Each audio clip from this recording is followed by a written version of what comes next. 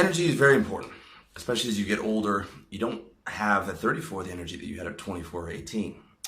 And this is important not just for getting stuff done, but for mood, because it is hard to be happy in a low energy mood. You can be happy in a low energy mood when you're chilling and this and that, but when you actually have stuff to do during the day and you're dragging your feet, it's hard to be happy to go about your day and do things. And if we're talking about depression, depression is 50% low energy. You can't be high energy and be depressed. You can be high energy and be angry if you're feeling something negative, but you can't be depressed unless you are consistently in low energy.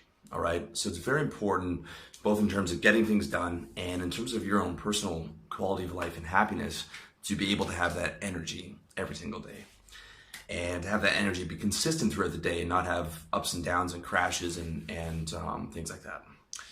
So there's two major things you need to get handled. Okay. And I'm going to cover both of them. Number one is blocking out your day for energy, or for state, or whatever you want to call it. And number two is the lifestyle choices you make over a period of time that are going to affect your day-to-day life.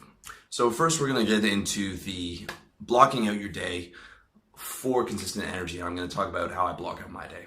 So some of this you might have heard before in some of my other stuff, but a lot of this might be new to you because it's stuff that I've only mastered in the last 4 months. So first off, hit a caffeine pill in the morning, usually 100 grams. And then, 100 milligrams, not 100 grams, which is like a caffeine pill equivalent to coffee, basically. And I take that now with a greens powder. I just buy whatever the most expensive greens powder is on iHerb, and take that concentrated energy in there. And it won't necessarily give me an energy boost right then, but I will notice a difference, maybe 3-4 hours later from the green juice and all those nutrients being absorbed, especially being absorbed on an empty stomach. And I will start to get some energy from that about 3 or 4 hours later, whereas the caffeine I fill within 15 minutes. And I take that with a bunch of water. Then I move on to medium to brief high intensity training. So I start with stretching and then weights. And then I I do weights 3 days a week. And then after that, I follow that by cardio for 20 minutes on the elliptical to protect my knees and joints as opposed to running. And I do mid to high intensity on that, depending on how much energy I have that particular day. And then finish up with 15 minutes of yoga. And then I take a nice long hot shower for about 20 minutes to really loosen up the body. And that also makes a big difference. It adds to my energy level after I get out and after I finish with a cool shower for about a minute to power me back up from the relaxing hot shower. And then once I get out of the shower, brush my teeth and everything, I feel terrific. And, I get up at 7 and I've got nice, clean, clear energy until noon. And I don't eat till noon, so I do intermittent fasting, okay? And intermittent fasting is terrific for energy because digestion is the most taxing thing on your body. So my eating window is noon till around 8:30 or 9 o'clock at night. So I don't eat anything in the morning, and I'm really just cruising on that caffeine and the energy from some of the food from yesterday, as well as water and the vegetable powder that I take down, which is only like 22 calories. So that's my highest energy level for the day. I became a morning person once I started doing the caffeine, the 2 liters of water throughout the morning. And I've recently just added the greens stuff.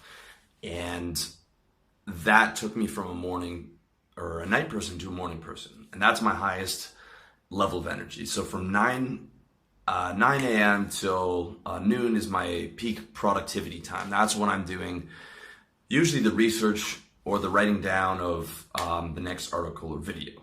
And then I'll hit lunch, okay? I'll take another caffeine pill at lunch, and I will drink coconut juice straight out of, I'm here in Thailand, so I actually buy the coconut from the supermarket, I drink the juice, which is heavy in electrolytes, so it's really hot here, so it rebalances that and gives me those electrolytes.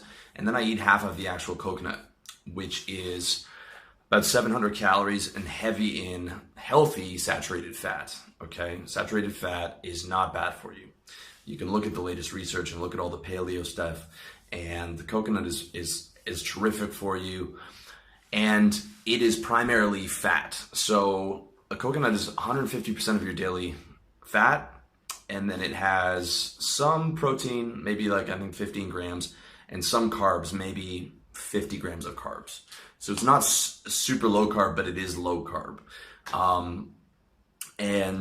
But the key metric there is fat, because what you actually want to be running on through the day is fat instead of carbs, because fat gives you that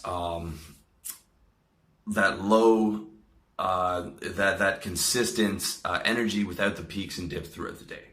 And it is a much better source of fuel than carbs. Again, do your own research on that, look it up. But more importantly, test it out, because I run much better on fat. And you look at the vast majority of all the paleo guys and stuff, and they run on fat. You talk about Tim Ferriss, his slow carb diet, that runs on fat, and slow carbs like, you know, brown rice and stuff like that. But for me, during the day, I don't take in any carbs except if I have an iced mocha, which I do, you know, usually every other day. That'll have some carbs in it, but I try and limit my daily carbs to under like 70 grams. Okay, so it's not super low carb, under 30 grams, but under 70. So really, I will only be getting carbs from my from the coconut and from the ice mocha frappe, and that is a big thing. Then around the afternoon, I will eat the other half of the coconut around 2:30 or 3 o'clock, and that will cruise me through until 5 or 6, where I will usually have salmon sashimi, raw salmon, which is excellent in an excellent source of protein, as well as an excellent source of omega 3s, which is something you really want to watch and make sure that your ratio of omega 3s is higher than your ratio of omega 6s. And again, that's not stuff you're going to notice the first day that you do it, but as you consistently do that, and you're consistently making sure you have more omega 3s, then you will notice a difference. And you can also supplement that with krill oil or other types of high EPA, high DHA omega 3s, which is really important that you get that for your energy as well as for your health. Okay. And salmon sashimi is probably the easiest thing you can possibly digest. Like, I will eat that standing up, and I don't even feel it. It's the same as if I had a glass of water. That's how little it impacts my digestive system. Whereas the coconut will impact a bit more, but still is quite low. And then compare that even further to a McDonald's meal, where you need to fucking sit on the couch for 3 hours afterwards because it's just taking the life out of you. So that should be a good litmus test: is, are you able to eat what you're eating during the day, standing up, and not get tired after? Can you eat it and then be able to go outside and walk right after, or, you know, go on to the next part of your day and not have it slow you down? And the stuff that I'm recommending here is really good for that, especially the salmon sashimi. So again, low to moderate carbs, you are feeding on fat. And if you are going to have carbs, you want to make sure you really limit the amount you have at one particular time. Okay.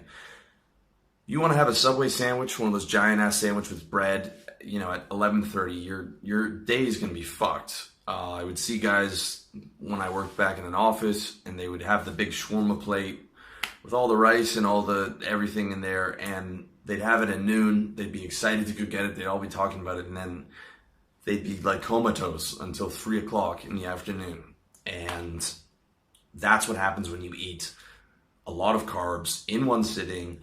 And if you do it during the day, your energy is going to be fucked.